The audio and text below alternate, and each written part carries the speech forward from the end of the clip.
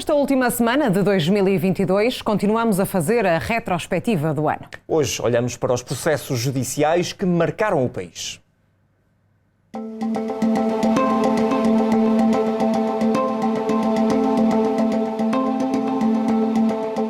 2022 foi o ano de voltas e reviravoltas na justiça portuguesa. Um pós-pandemia que fez muitos processos avançarem, que trouxe uma maior consciência das consequências do crime. Foi o ano que atirou as atenções dos portugueses para as salas de audiência. Pela primeira vez, um homem foi condenado à pena máxima de prisão por atear fogos durante 4 anos no Pinhal Interior. A pena inédita foi decretada pelo juiz João Mateus do Tribunal de Castelo Branco no final de outubro deste ano, considerando que o engenheiro Nelson Afonso infernizou a vida de todos aqueles que dependiam da floresta durante anos. Um mês antes, a 22 de setembro, o Tribunal de Leiria absolvia os 11 arguidos, entre eles comandantes dos bombeiros, funcionários da EDP, da Ascendi e os autarcas que estavam acusados num processo para determinar eventuais responsabilidades criminais nos incêndios de Pedrógão Grande, em junho de 2017. Portanto, o início estava marcado para as 10 da manhã, sofreu ali um ligeiro atraso para que todos os envolvidos estivessem já na sala, inclusive os 11 arguidos que marcaram presença. Entre eles está o comandante dos bombeiros voluntários de Pedrógão Grande, Augusto Arnaud, ele que foi recebido neste tribunal com guarda de honra. O coletivo de juízes do Tribunal Judicial de Leiria decidiu absolver os arguidos de todos os crimes, considerando improcedentes e não provadas as acusações do Ministério Público. Eu acho que hoje é um dia feliz para o país, porque nós portugueses temos a certeza que os bombeiros de Oravante podem voltar a confiar na justiça. Absolvida foi mais uma cara conhecida. O ex-ministro da Defesa, Azeredo Lopes, era um dos 23 acusados no processo que julgava o furto e a recuperação das armas dos paióis de Tancos. O Tribunal de Santarém condenava apenas a prisão efetiva João Paulino. 8 anos por terrorismo e tráfico de droga. O antigo porta-voz da PJ Militar, Vasco Brazão, e o antigo diretor da PJM eram condenados a penas de prisão suspensas. Estávamos na primeira semana do ano 7 de janeiro. Este processo chega ao fim e é um dia que fica marcado pela absolvição do ex-ministro da Defesa. E saio deste processo com a cabeça levantada, isso para mim era, como podem compreender, muito importante. 3 dias depois, mais um caso mediático no campo militar haveria de ter desfecho. O instrutor dos comandos, Ricardo Rodrigues, era considerado culpado pelo Tribunal Criminal de Lisboa de abuso de poder por ofensas à integridade física, no processo que julgava o que levou à morte de Dylan da Silva e Hugo Abreu, praticamente 6 anos antes. Outros 2 arguidos foram condenados a penas suspensas. Final de julgamento que indignou o Ministério Público e as defesas das famílias dos 2 jovens de 20 anos que recorreram da decisão. Ter um crime, tinham que já ficar presos, não ficar.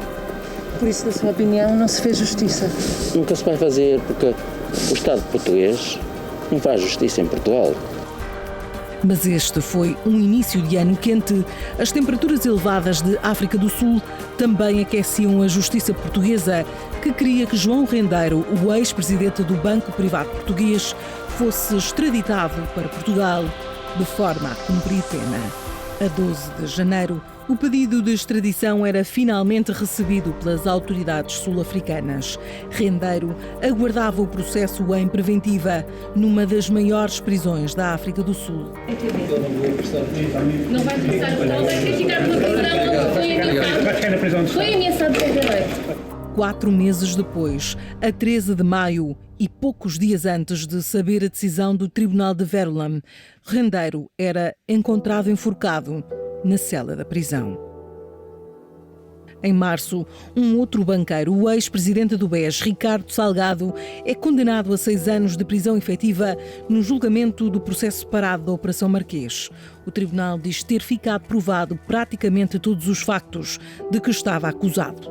A defesa alegou durante as últimas sessões que aos 77 anos Salgado tinha Alzheimer. O diagnóstico ficou provado, mas nem isso impediu a condenação do ex-banqueiro, apesar de a defesa ter ficado indignada com a decisão. Em abril, Eduardo Cabrita, o antigo ministro da Administração Interna, é formalmente constituído arguido e interrogado sobre o caso que o levou à admissão. O atropelamento mortal de um trabalhador na A6, perto de Évora, em 2021. 2 meses antes tinha perdido imunidade parlamentar para que fosse julgado. Nem um mês depois, em maio, o Ministério Público arquivava o processo ao decidir não deduzir acusação, ou seja, não levar a julgamento nem o ex-ministro, nem o chefe de segurança. Apenas o motorista Marco Pontes foi formalmente indiciado pelo crime de homicídio por negligência. Pouco depois, a defesa da família do trabalhador morto requeriu a abertura de instrução do processo. Queria Cabrita no banco dos réus. A poucos dias do final do ano, no debate instrutório, a advogada do motorista alegou que Marco Pontes apenas se limitou a cumprir ordens e realçou que não tinha formação específica. O processo ainda corre na Justiça. Foi também o ano em que o Supremo Tribunal de Justiça tomou decisões importantes. Em julho, confirmava a condenação a 9 anos de prisão dos 3 inspectores do Serviço de Estrangeiros e Fronteiras. Os elementos do CEF envolvidos na morte do cidadão ucraniano Ihor Omeniuk em março de 2020 tinham apresentado recurso. No primeiro dia de dezembro, as famílias dos estudantes da Lusófona que morreram na Praia do Meco em 2013 ganhavam esperança. O Supremo aceitava o recurso das famílias para que fossem encontradas responsabilidades na tragédia. A relação de Évora tinha rejeitado o procedimento. A decorrer desde 2020, o pirata informático Rui Pinto fala pela primeira vez em julgamento. Foi então esta primeira vez que foi ouvido pelo coletivo de juízes, acaba por se mostrar arrependido, e esta é uma frase dita por Rui Pinto, de que por muito que seja com a boa vontade, o crime efetivamente não compensa. Estávamos a 10 de outubro, quando o hacker admitiu parte dos crimes e que não voltaria a fazer olhando para as consequências pessoais que trouxe. O criador da plataforma FootballX admitiu também ser o fundador do Luanda Leaks, que denunciava a empresária angolana Isabel dos Santos. Falou em 4 sessões, à quinta disse não ter mais nada a acrescentar.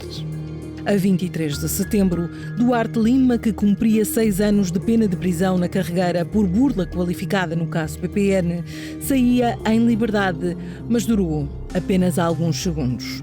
À entrada da prisão foi abordado por agentes da PSP com um mandado de detenção. A liberdade condicionada por apresentações semanais às autoridades viria uma semana depois. A medida de coação no âmbito do processo que julga o homicídio de Rosalina Ribeiro foi avaliada tendo em conta a idade avançada de Duarte Lima e a saúde debilitada.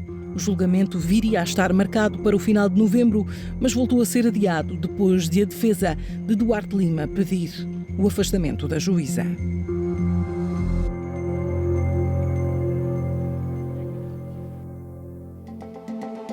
A fechar o ano, terminou o julgamento de João Carreira, o jovem estudante acusado de terrorismo por planear um ataque na Faculdade de Ciências de Lisboa. É absolvido dos crimes graves, mas condenado por posse de armas ilegais. É evidente que teria que acontecer algo, porque era um facto claro que as armas estavam lá, foram apreendidas. 2 anos e 9 meses que serão cumpridos em regime de internamento, face à patologia que as perícias comprovam. No entanto, outro está prestes a começar. Pouco antes do Natal, o Ministério Público deduzia a acusação contra 4 pessoas envolvidas num dos casos mais chocantes dos últimos tempos em Portugal. A morte macabra, violenta e tenebrosa de Jéssica. A menina de apenas 3 anos, utilizada como moeda de troca, como mula de droga e até sexualmente abusada. A mãe da criança, Inês Tomás, Tita, a falsa ama, o marido e a filha vão sentar-se no banco dos réus do Tribunal de Setúbal. estão todos acusados pelo homicídio da menina.